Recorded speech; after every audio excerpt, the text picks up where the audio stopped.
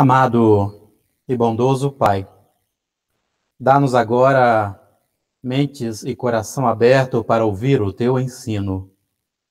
Mostra-nos, ó Pai, as veredas que nos conduzem para perto da Tua presença, para perto do Teu reino de graça. Por isso, entendemos que o Teu saber é aquilo que nos orienta a vivermos neste mundo de uma forma melhor. Porque lâmpada para o nosso pé é a tua palavra e luz para o nosso caminho. Amém. Querida comunidade, estimados amigos e amigas, recordo uma história de Santo Agostinho, bispo do século IV, que em seu livro Confissões relata um incidente da sua juventude, quando, junto com alguns amigos, eles invadiram um pomar vizinho para roubar peras. Agostinho questiona que não roubou peras por causa da fome ou da pobreza. Ele sequer gostava de peras. A única razão que o levou à infração foi simplesmente porque sabia que estava fazendo algo errado. Ao fim do relato, ele confessa que pagaria com prazer o valor das frutas, somente para ter a sua consciência livre do pecado. Quando percebemos que uma atitude errada nos desvia do propósito do bem, surge um campo favorável para confessarmos a nossa fragilidade. Mas não é fácil, pois, diante da imensidão do pecado e das possibilidades de levarmos uma vida corruptível, no cerne do pecado, encontramos um astuto advogado, o diabo. O mal tem um portfólio de propostas para todos os gostos e jeitos. Mas a capacidade de vermos uma versão distorcida de nós é boa. É a crise espiritual frente ao pecado que julgávamos ser bom. Quando descobrimos que nem sempre conseguimos fazer o bem, mas fazemos o mal que não devíamos ter feito, vamos entendendo que estamos sentados em um tribunal com um defensor errado. Quem advoga para acobertar o mal não quer libertar aqueles que ele defende. Mas aqui se encontra também um grande perigo. Pode ser que gostemos de brincar com os dados do diabo e vamos nos acostumando com uma vida de macetes e trapaças. A verdade é que não sabemos lidar com a liberdade das nossas escolhas. Sabemos o que Deus espera de nós, mas forças internas nos compelem a transgredir a vontade de Deus por causa do pecado que pulsa em nós. Nada mais somos do que criaturas que vai deixando o seu comportamento e caráter sendo conduzidos pelas escolhas infrutíferas. É difícil entender essa pintura que nós somos de Deus. Quando resolvemos colocar as nossas mãos na obra de arte criada, as coisas desandam e a obra-prima é descaracterizada. Sempre estragamos a boa obra que Deus faz em nós. As nossas desventuras têm nos provado que, em grande parte, não temos sido bons artistas de nós mesmos, quando queremos fazer tudo pela nossa própria vontade. A cada um de nós é dada a liberdade de escolha. Mas o que escolhemos faz com que a nossa vontade seja-lhe servil. A questão é: a quem ou a que você serve e coloca a sua vontade quando escolhe para lhe ser ela cativa? Quem dita as regras no trono do seu coração? O bem ou o mal? Até quando você dará preferência em ouvir tão somente as vozes da tua vontade?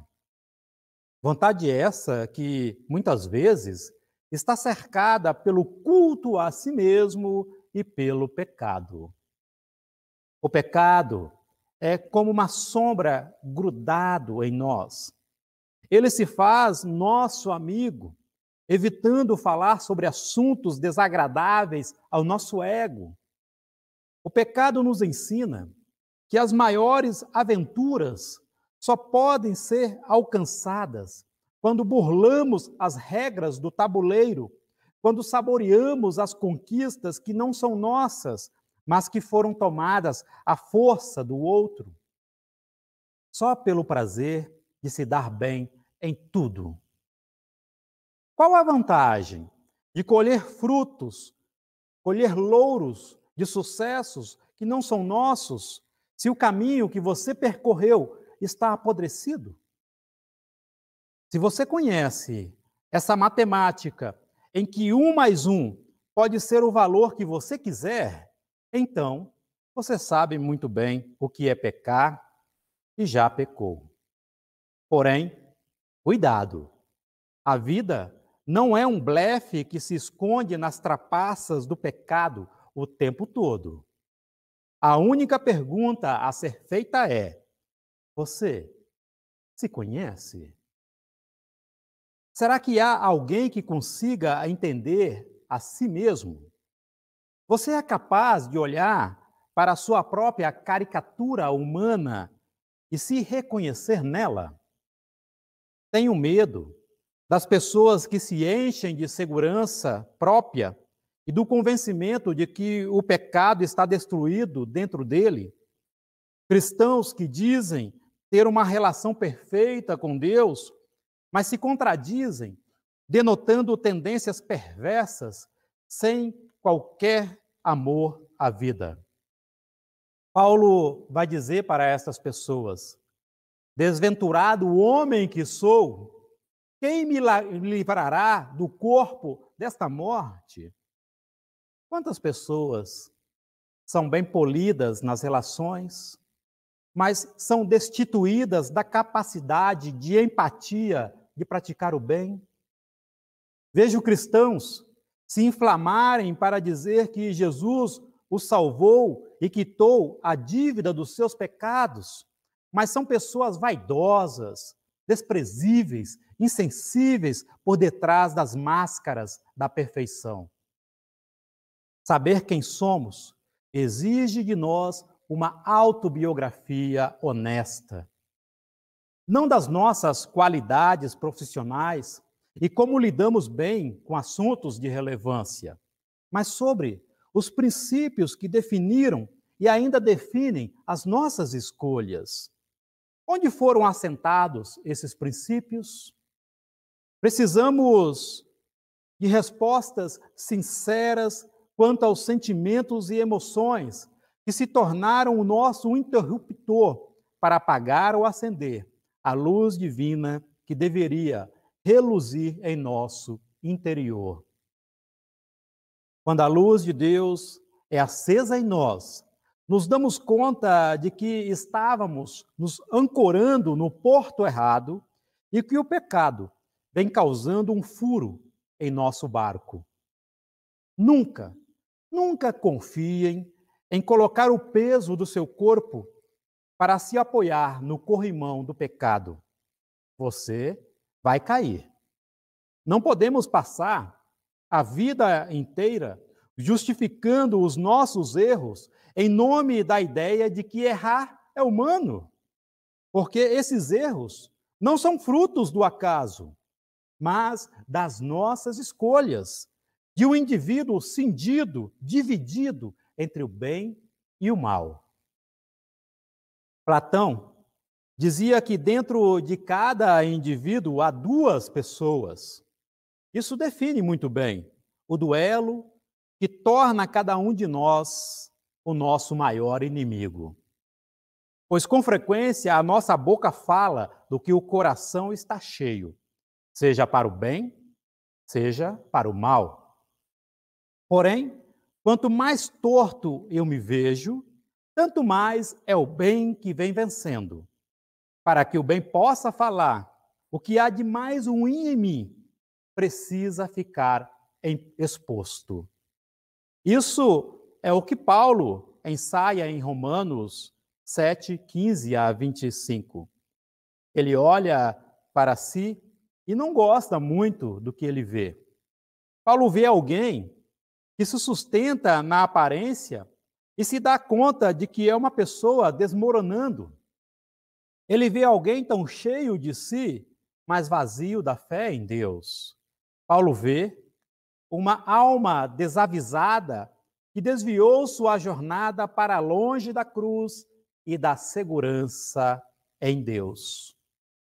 Quando o ser humano é anulado completamente pelas imagens distorcidas que ele vê de si mesmo, nada mais lhe resta do que se ver tragado pelo pecado, gritando por Deus, gritando para que alguma mão dos céus o arranque do precipício que ele é para si mesmo. Em seu autorretrato, Paulo é um homem cônscio da presença e do poder do pecado em sua vida, algo que os ímpios desconhecem por causa da máscara da falsidade que está colada em seu rosto. E é essa máscara constantemente maquiada com bondade pela maldade aninhada na vida do ímpio. Amada igreja, Santo Agostinho, certa vez afirmou: ama a Deus e faze o que quiseres. Ama a Deus e faze o que quiseres. Quando as nossas limitações nos inclinam para o mal, Deus se faz poder de vida e restauração na vida daqueles que confiam em seus cuidados. Se viver pela vontade de Deus implica que eu anule a minha vontade, antes viver pela servidão a Deus do que ao mal. Essa é a grande diferença entre um crente a Deus e o incrédulo. O incrédulo peca e até gosta de pecar. No entanto, para os tementes a Deus, quando a graça de Deus encontra uma fresta para entrar em sua vida, ele sente vergonha com o que ele vê em si mesmo e clama pela misericórdia do nosso Senhor Deus. O crente peca, mas ressente-se no que faz. Daí o conflito espiritual se instala, querendo destronar essa natureza tão daninha para a sua fé. Mas o pecado não está disposto a abrir mão do seu poder de governar o coração. O mal não tolera ser destronado dentro de nós. Ele se esconde em nós, à espera de novas oportunidades para tomar de volta o trono. Qual é a nossa saída diante desta situação? Amados, lembre-se que Deus realizou toda a obra da salvação através de Jesus Cristo. E quem está debaixo da graça de Deus e se coloca humildemente dependente das mãos do Criador é protegido, é transformado para o bem. Somente Deus dissipa as trevas que assombram o nosso coração. Não há esforço humano que possa garantir que podemos nos sustentar pelas nossas próprias mãos. Em Deus, somos convidados a edificar a nossa vida pelos campos da bondade. Pois uma vez aceitos por Jesus Cristo, experimentamos das promessas da nova vida e salvação, do perdão dos pecados e da redenção. Eu ensejo Que estas palavras confortem o coração ameaçado pelo mal. Que vocês coloquem a tranquilidade e a paz nas mãos do nosso Senhor e que Deus desperte a fé em vocês, para que vocês possam cada vez mais confiar na vontade dele, sendo cuidado pelo nosso Criador. Que a graça e o amor de Deus seja com todos vocês. Amém.